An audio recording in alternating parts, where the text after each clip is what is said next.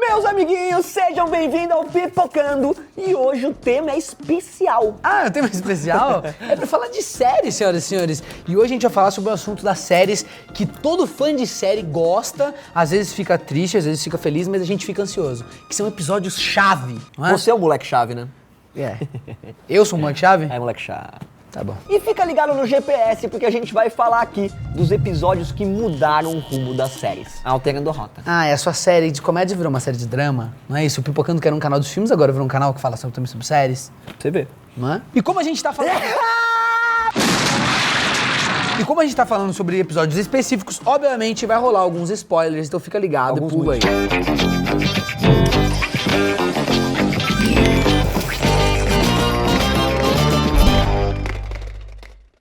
Pra começar com estilo, a gente vai falar aqui, claro, de Reigns of Castamere, que é o 9º episódio da 3ª temporada do Game of Thrones. Até esse ponto, galera, todo mundo achava que os Stark estavam na crista da onda, todos os malandrões, a família mais topzera do momento, ainda mais depois que eles capturaram o Jaiminho Lannister. Mas essa alegria acabou no penúltimo episódio da 3ª temporada, que destruiu as esperanças dos fãs no famigerado Casamento Vermelho. Nossa, Caramba, quem essa gosta, é marcante. você né? ouve já Esse dá episódio é aquele marcante, treco. Isso porque o episódio dá um ponto final pro Robb Stark e pra companhia, né, pra toda a galera, os amigos dele, já que eles são brutalmente traídos pelos Freys e pelos Bolton no meio de um casamento. E a cena do casamento é absurdamente chocante, até porque ela é bem construidinha e acaba com aquela explosão de violência que deixa qualquer um no chão, ainda mais pelo tema ser casamento, né? Então, pô, uma união entre duas pessoas, tal, e de repente, flow! Fly! Paga pensando.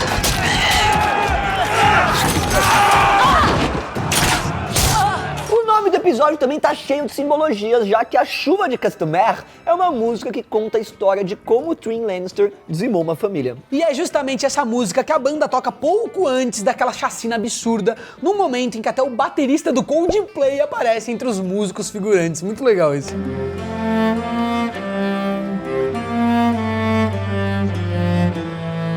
You say we're gonna dance, you're ringing. E quem já tinha lido os livros estava esperando ansiosamente por esse momento, Casamento Vermelho, o que gerou milhares de vídeos de reações dos fãs na internet. Vídeos muito bons das pessoas, tipo... Tula Luana reclamando. Tula Luana reclamando das moedas verdes e do casamento vermelho. Bruno Black. Bock. Black. Tula, Beijo. beijo. Te amo de paixão, Bruno! E esse episódio também foi reconhecido como o mais impactante de toda a série, superando a morte do Ned Stark e batendo 100% no Rotten e 99% no IMDb. É uma série quase tão boa quanto Supernatural. Eu fico às vezes pensando, sério, tô querendo fazer as pazes com você que tá em casa. Desde o primeiro episódio, o Mr. Robot já não parecia uma série convencional. Não mesmo. Até porque o cara é esquisito. O cara é esquisito, nerd, hacker, totalmente Nada absurdo. convencional. Mas isso ficou ainda mais claro com uma revelação chocante lá pro final da temporada. Eu quero dizer que eu assisti a primeira temporada de Mr. Robot e no primeiro episódio eu fiquei alucinado, porque parecia uma série sobre conspiração, bem mais do que... Depois virou uma coisa mais hacker, assim. Mas eu achei que ia ter uma coisa mais Snowden nessa série. É, não é tanto. Não é tanto. Realmente parece um pouco, mas... Pela abertura delas, fala Snowden. Mas a questão é que eu, infelizmente, por também já ter assistido a obra que inspirou essa série aqui, eu saquei o bagulho do negócio no 3º ou 4º episódio. Mas isso mudou alguma coisa pra você? Bastante. É mesmo, é? A série é protagonizada pelo Elliot, um jovem programador que é contactado pelo Mr. Robot, que é o líder de um grupo de hackers fodões chamado F-Society, que é o nome de grupo de hacker mais louco de todos os tempos, né? Bonito isso. A partir daí, a gente passa a temporada inteira tentando entender qual que é a do Mr. Robot, que parece ser um cara completamente maluco e determinado. É um veião louco, né? É um veião mendigo loucão. E ao contrário do que muita gente esperava, o 9º episódio deu um rumo totalmente Fight Club pra essa série, já que o Senhor Roboto não passa aí de uma segunda personalidade do próprio Elliot. Exatamente que igual ao Clube da Luta. O que acontece com o nosso Brad Pitt. The first rule of Fight Club is, you do not talk about Fight Club. E além de fazer essa revelação de um jeitinho bem especial e dramático, o episódio também serviu pra galera repensar a temporada inteira com outros olhos. Uma puta reviravolta. É legal reassistir, inclusive. E assim, é legal você ver que o diretor realmente se inspirou no... É, uma inspiração muito filme. clara, e não só nisso, né? Ele se inspirou também bastante em Matrix, assim. Tem sempre os agentes de preto, tem um clima de que estão te observando, uma coisa bem interessante. Mas a melhor parte dessa revelação é que ela foi surpreendente, inclusive para o Elliot. Acho que mais pro Elliot do que pra gente. Pro doido é o... O doido é sempre mais forte, né? Tanto que ele chega a brigar com o espectador por ter escondido isso dele, num esquema Sim. meio quebra da quarta parede, Ele assim. só não briga com o Mr. Robot, porque aí ia virar... Aí ia virar um barraco, caso de família. Não, ia virar Hoje, da no luta caso de- mesmo. É, sim. Aí ele vai botar um negocinho Pode na mão crer. e sair na porrada. Were you in on this the whole time? Were you? Por mais que South Park seja mais conhecido pelo seu humor pastelão, ninguém pode negar que às vezes o desenho fica dark, velho. Assim, eu acho que é humor pastelão, mas eu acho ele pesado muitas Pesadaço. vezes, Então, cara. eu queria inclusive recomendar um episódio antigo que a gente fez aqui, dos episódios mais pesados de South É. Park, que é um Nossa, episódio especial do fala Pipocando da que a gente fez. Não. Nossa. Um dos melhores exemplos disso é o 4º episódio da 5ª temporada, em que o Cartman quer provar pros seus amigos que ele já tem os pelos no O né? Ele Tides já virou homem. pelos pubianos. Só que na verdade, galera, isso não passa de uma lorota, já que o Cartman comprou uns pentelhos de um moleque da 5ª série chamado Scott Ternorman. E como isso colocou o gordinho numa situação humilhante, o coitado é zoado absurdamente pelos seus amigos e depois até inclusive tenta recuperar o seu dinheiro dos pentelhos. Mas eventualmente ele fica bem Pistola das ideias. pistola e decide se vingar do Scott, que cai numa armadilha envolvendo um festival de Chile bem bizarro. Isso porque, se você assistiu o South Park, você vai lembrar que o chili todo do festival é feito com a carne dos pais do Scott, que foram assassinados e depois cozinhados Então uma música bonitinha. pelo próprio Cartman, Não, não, entendeu? então, coleção- E ele fala isso de um jeito totalmente Coleção de papéis de carta da psicopático. Moranguinho. He shot and killed both your parents. E por mais que a série tivesse o costume de ultrapassar alguns limites, passava mesmo, galera. Matar os pais de alguém servindo no jantar com certeza mudou o personagem pra sempre. E cara, ó, vou falar uma coisa. Isso é mau gosto mesmo. Você que aí é criança, tá assistindo a gente, fala, nossa, mas eu acho tô achando que é um bom estranho gosto. isso, assim, eu ainda não tô acostumado, não tenho todos os critérios de bem e de mal. É mal. É mal. E eu quero falar uma coisa, hein? Eu quero dar uma de cinéfilo cult, falar aqui que Tomates Verdes Fritos deve ter inspirado esse episódio, né? Quem não sabe, Tomates Verdes Fritos é um filme antigaço que você nunca vai assistir, duvido, mas é uma mulher que é abusada pelo marido e no final do filme ela vai lá e mata o cara e faz um churras. E aí as pessoas falam, ai, mas como é que tá tão gostosa essa carne? Ela fala, o segredo está no molho. É. Absurdo. Toma! E além de ser um xodó dos fãs, esse episódio absurdo também é um dos favoritos do Trey Parker e do Matt Stone, que são os criadores desse desenho. Que é uns Loki Gore, Eles são né, muito velho? loucos, É uns Loki Gore. eles são absurdos. Não, mas é que eu acho que esse episódio é interessante porque ele rompeu finalmente todas as barreiras do South Park. Tipo assim, realmente a partir daqui, não espere que a gente vai pegar leve com nada. E o personagem do Cartman também virou um personagem psicopata.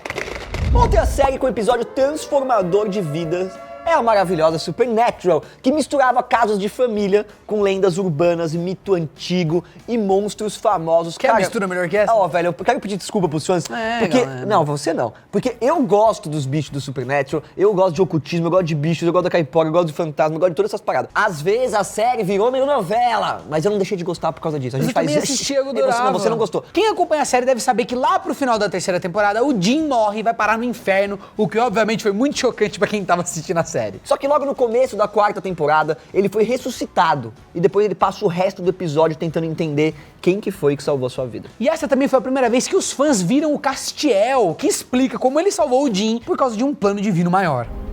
What's the matter? You don't think you deserve to be saved? O episódio também ficou marcado por introduzir toda a mitologia católica, que vai desde anjos e demônios até o próprio capirotinho. Que eu acho que virou uma das linhas centrais da série, né? Tipo, os inimigos mais fodas da série, tudo vem da mitologia católica. É, isso é muito louco. Só que, galera, o ator, o Misha Collins, ele pagou um leve preço por isso, já que a voz mais grossa do personagem zoava a garganta dele. Pelo menos, ele tá rico agora pra cuidar do calo na garganta. É, calo na corda vocal não cuida, né? É pra sempre. É melhor, Não tem negócio assim. é melhor do que em outros lugares, viu? É sério. Claro que a gente não ia deixar de fora aqui o nosso queridinho Breaking Bad, uma obra-prima da televisão escrita e dirigida pelo Vince Gilligan. Galera, são tantos episódios, foram tantos episódios foda, que ficou difícil a gente escolher um. Mas a gente aqui vai focar no momento que realmente transformou o Valtinho num safado desgraçado. É, mostrou filha que da o mãe. cara não tá de brincadeira. Não. Breaking Badiou mesmo. Lá na segunda temporada, tudo parecia bem pro professor de química, que tava fazendo uma bela grana, e a família não sabia de nada, o Jesse estava apaixonado, então tava tudo certo. Você ficou com vontade, eu assisto a série, eu fico com vontade de fazer alguma coisa legal. Não tô falando pra você fazer, não. Qualquer coisa que não seja assim... Ah, e entrar naquela porta do shopping, acesso restrito. Só que a namoradinha do Jesse descobre que o Walter ele tava guardando uma grana considerável, mas ela decide chantagear o Heisenberg pra conseguir um pouco do malote. E depois de tomar umas no bar, ele vai até a casa do Jesse pra tentar conversar com o casal, mas os dois estão dropados de tanta heroína que usaram. Mano, essa parte é uma das partes mais foda, realmente, do filme profunda. Eu fiquei porque muito você vê que chateado, ele virou um mesmo. Ele virou um monstro. E aí ela começa, tipo, a gorfar, sei lá, começa a passar mal e se engasgar. E ele vai pra ajudar, e aí ele para e fala, mano, se pá, não vou ajudar não. E aí ele assiste a mina morrer.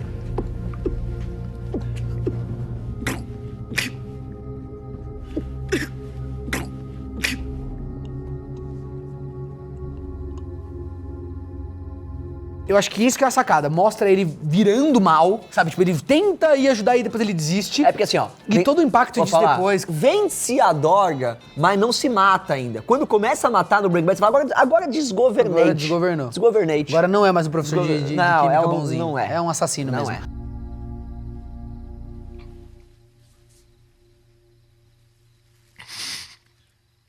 Eu acho que assim, eu acho que a sacada é também, ele ao invés de matar a mina, ele assistia ela morrendo por uma causa natural e não decidia ajudar, o que mostra um pouco do personagem. Ele fez por interesse próprio mesmo, nem horrível. é porque ele gosta do Jesse. E depois aquela cena incrível do Jesse entrando no carro, ele abre um negocinho e tem, tipo, a marca do batom nela num papel, num cigarro. Mano, pesado demais.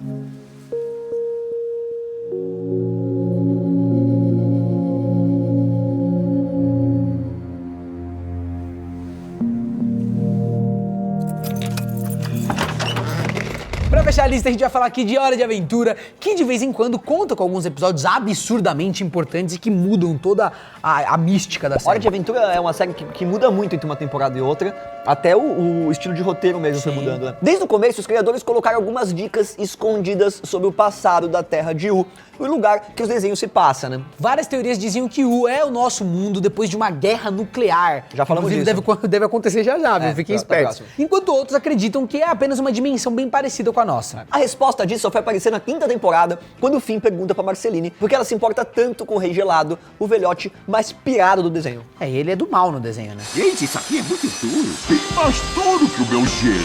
Aí a Princesa Vampira conta a história dos dois, que estavam juntos há 996 anos vagando pelas ruínas da civilização humana depois da Guerra dos Cogumelos, que é cogumelo da bomba Ficaram atômica. brothers, né? O episódio também revela que o Rei Gelado era, na verdade, o Simon, um carinha de bom coração que dedica sua vida pra cuidar da pequena Marceline num mundo pós-apocalíptico. E você percebe nos episódios anteriores que eles têm uma ligação, né? Sim, é triste esse episódio é triste, cara. Que bicho é aquele?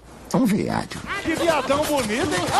E pra cumprir essa tarefa, o Simon usa a coroa, que apesar de dar uns poderes de gelo bem malucos pra ele, também vai sugando a identidade dele pra sempre. Essa que é a dualidade, que eles estão num mundo onde tem vários perigos, então de vez em quando surgem uns monstros e tal, e ele é obrigado a usar a coroa. E toda vez que ele usa, ele vira mais Rei Gelado do que ele tava. E nesse momento fica claro que o Rei Gelado é maluco daquele jeito por causa da coroa. Tanto que mais tarde o Finn e o Jake tentam ajudar ele a recuperar a sua memória. Além de revelar uma parte da história e você enxergar os personagens diferentes, também mostra como que a história de Adventure Time funciona, né? A Hora de Aventura funciona de um jeito muito tantas louco. metáforas, né? Isso de você colocar a sua coroa, Isso. virar o rei e esquecer quem você é. Tia, larga o controle e vem pro YouTube.